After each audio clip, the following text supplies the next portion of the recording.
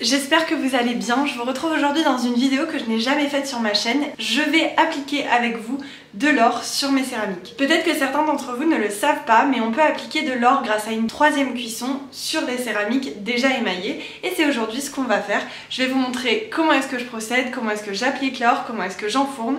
Et ensuite on déchargera le four ensemble. Pour vous ce sera juste après, pour moi ce sera demain. Allez, c'est parti, on va faire en sorte que ces céramiques brillent de mille feux grâce à de l'or liquide. Voilà, donc il s'agit de toutes ces céramiques. Il y en a certaines où ça va être des messages, comme par exemple ici ce sera le good morning que je vais repasser en doré. Celle-ci ça va être tout le nœud qui va être en doré. Et celles-ci qui sont toutes simples, eh bien je vais juste venir faire des petits cœurs tout autour de cette tasse.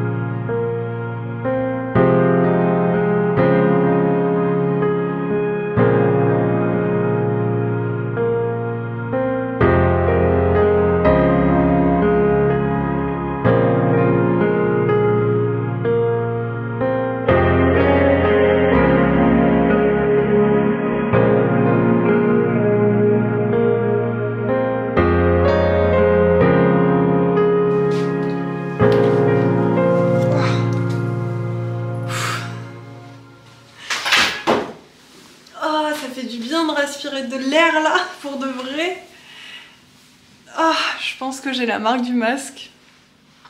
Je l'ai gardé tellement longtemps, mais en tout cas, bonne nouvelle, toute l'or c'est fait. On enfonde tout ça et puis on se retrouve quelques jours après pour le défournement. Enfin non, pas quelques jours après, juste demain en fait. J'ai trop hâte.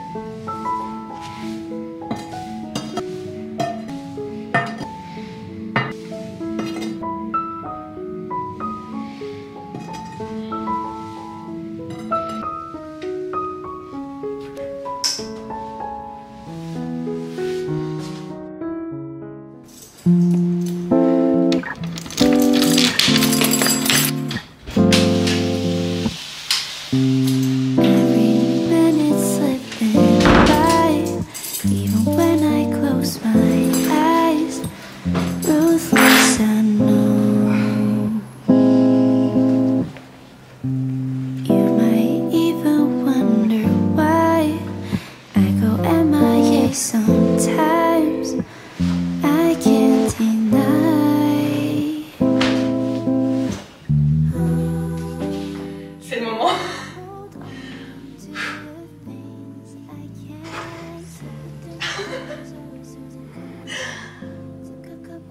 Putain, c'est trop beau.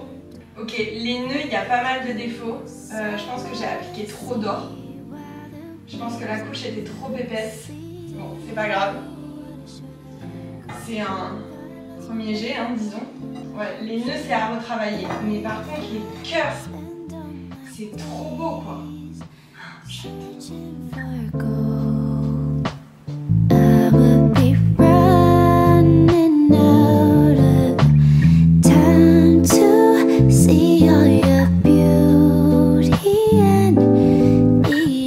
Alors j'ai plein de trucs à vous dire sur la fournée d'or que je viens de faire. Si vous entendez des petits claques, c'est parce que je viens de relancer un four. Il y a pas mal de défauts sur les nœuds notamment et sur les Good Morning, mais les Good Morning ça se voit beaucoup moins et ça fait limite un effet un peu sympa que j'aime beaucoup. Sur les nœuds par contre il y a une marge de progression conséquente. Voilà, c'était des prototypes, si ça rendait bien tant mieux, je les aurais vendus lors du marché. Là en l'occurrence il y a pas mal de petits problèmes. Il y en a un qui a une grosse coulure au milieu, donc ça je vais essayer de le polir, voir ce que ça donne parce que foutu pour foutu. Voilà. Ensuite il y en a un autre où l'or est pas brillant de partout. Le problème avec l'or en fait c'est que il y a des risques de surdosage et des risques de sous-dosage parce qu'en fait quand on applique l'or, la limite entre le trop ou le pas assez est très fine et on peut très vite en mettre trop ou en mettre pas assez. Donc voilà, je pense que c'est beaucoup de pratique. Moi c'est peut-être la 4e ou 5e, enfin bref j'en ai pas beaucoup fait. C'est pas quelque chose que j'applique souvent sur mes pièces et encore moins en grosse quantité comme ça. Donc voilà, c'est sympa de l'avoir testé, honnêtement ça me plaît beaucoup, mais je pense que ce sera à retravailler pour pouvoir vous proposer des précommandes en 2025, début 2025, voilà ce serait l'objectif. Et sinon les petits cœurs, comme ce sont des petites quantités d'émail, et bien c'est super bien ressorti pour le coup, vraiment il n'y a rien à dire, je les adore. J'ai limite envie d'en garder une pour moi, mais il y en a que 7, donc voilà, je n'en garderai pas pour moi, j'en referai peut-être une, mais je suis vraiment très contente du rendu. Et les Good Morning, donc ce que je vous disais en fait, je sais pas si vous voyez, mais le bas des lettres a été un peu cramé, c'est parce qu'il y en avait sûrement trop. Moi ça me choque pas du tout dans le sens où c'est vraiment en bas, donc ça fait limite fait exprès puisque vraiment toutes les lettres sont comme ça. Je sais pas trop si vous arrivez à voir. Quand même les 3/4 des lettres sont vraiment bien dorées. Donc ça me plaît bien. Et globalement je suis vraiment contente de cette cuisson parce que pour le peu que j'ai fait en or c'est quand même très bien sorti. Et par exemple pour les nœuds, je sais pas si vous arrivez à voir, mais celui qui a la coulure, lui pour le coup il est quasiment parfait hormis la coulure qu'il y a donc au milieu.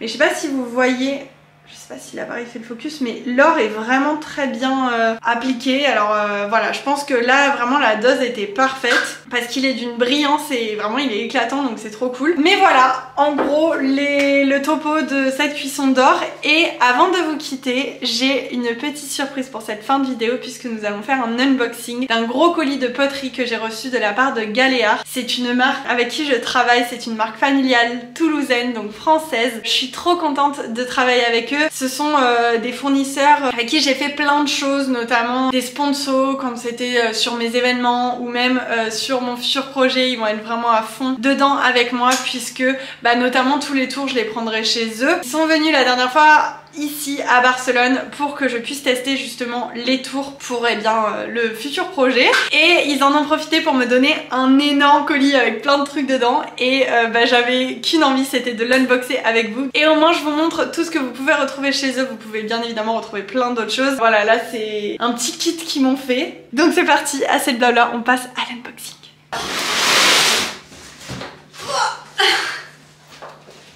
Je vous avais dit que c'était un gros colis. Et il y a aussi un petit cadre. Alors je sais pas trop par quoi est-ce qu'on va commencer parce que des choses, il y en a. Donc je vais pousser ça sur le côté pour avoir un petit peu de place et pour pouvoir vous parler, vous présenter les objets. Hop, voilà, au moins on y voit un peu plus clair. Je vais commencer avec ce rondeau qui est un rondeau de ponçage. Il est en 120 et ça c'est bien pour quand vous avez de l'émail qui a coulé sur vos pièces ou quand vous voulez poncer le dessous de vos pièces pour qu'elles soient lisses, nettes et très douces. J'en avais pas en plus pour le coup, donc c'est génial, je l'ai toujours fait à la main parce que j'ai vraiment très peu d'émail qui coule et en général le dessous de mes pièces je les ponce avant l'envoi pour qu'elles soient toutes douces. Donc ça je suis trop contente, pour être honnête je l'ai déjà testé, il est génial. Ensuite nous avons des rondeaux en PVC, donc un plein qui est très bien pour les grands plats, ça j'adore. Et on en a deux avec des inserts, donc les grands et les petits, donc vraiment il y a de toutes les tailles et ça c'est très cool. En PVC comme ça c'est hyper facile à nettoyer, ça a une durée de vie je pense de... Et en plus ça ne se tord pas, hyper robuste, donc ça c'est génial pour enlever la pièce, hop, même si elle est lourde. On sait que ça bouge pas et ça c'est vraiment un bonheur pour tourner des séries ou des vases. Nous avons aussi la version en bois. J'aime bien la version en bois, je dois avouer, pour tout ce qui est vidéo etc. C'est vrai que le bleu c'est pas trop ma couleur, mais quand je tourne j'aime avoir ce côté bois neutre. Vous commencez à me connaître je pense. Donc ça c'est aussi une très bonne alternative et en plus le bois c'est aussi très agréable à tourner.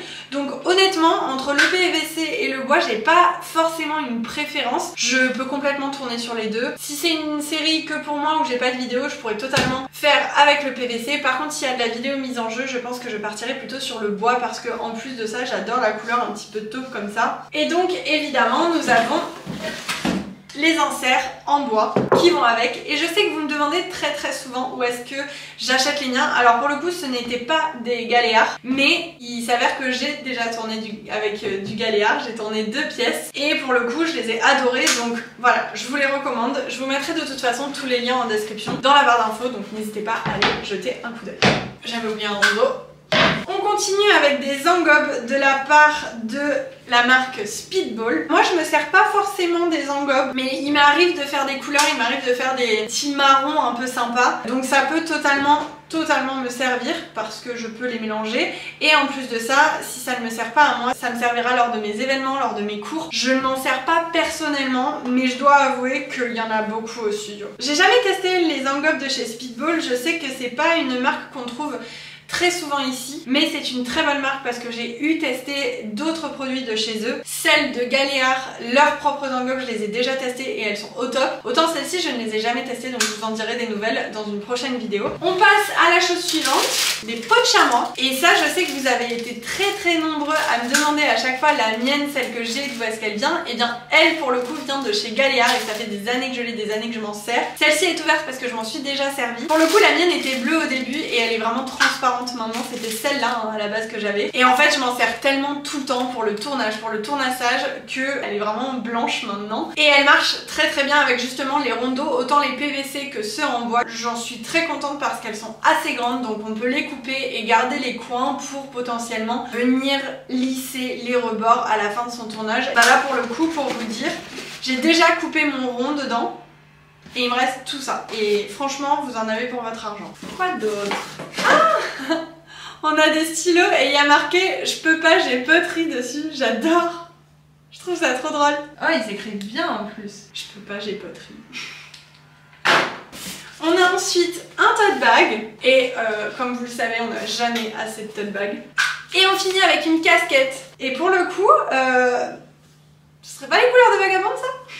Les gars, vous savez pas, Mais un truc caché sur moi, c'est que j'adore les casquettes. J'ai une collection de casquettes. Quand je vivais aux États-Unis, j'en achetais à chaque fois que j'allais quelque part, j'en achetais une. Je dois en avoir au moins 30 à 40 chez moi. Ah mais j'adore! Je vais finir la vidéo comme ça les gars. Vraiment, est-ce que vous êtes le genre de personne où quand on vous fait des cadeaux, genre à Noël, vous mettez tout sur vous et vous gardez et vous finissez le repas comme ça? Parce que moi oui.